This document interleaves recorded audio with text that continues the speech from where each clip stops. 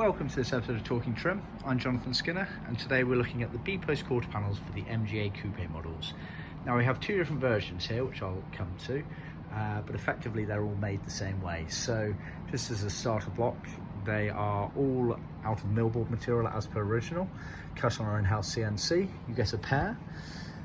Then we trim all the way around. These have been trimmed in vinyl as per original spec. We can also offer in leather, so see our website for details.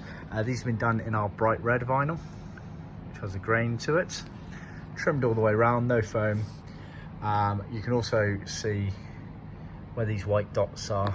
And actually, if I turn that over, yeah, you can make out the indent there. So there are holes underneath there as pilot holes for attaching to the actual car as well. So you get a pair. This is the right hand panel as you're sat in the car. It goes on the vertical. Obviously that curve there is for the rear wheel arch. Because they're millboard, they have flex in them as well, which allows it to follow the curvature of the car.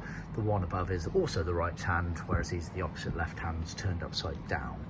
Now the reason for the two different versions is all related to the rear shelf on these cars. Now I'm sure a lot of you know that the rear shelves on the MGA Coupes, they had two different versions, and it's all related to the amount of storage room behind front seats and the spare wheel, etc, etc. See our website for more details on that on our blog handbook area.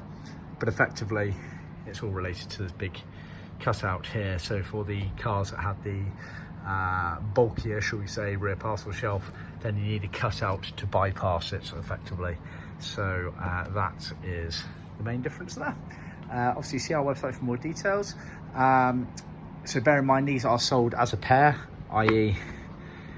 one car set's worth, but bear in mind that these parts are already included as part of our trim panel kit, which works out cheaper overall, so just bear that in mind when browsing.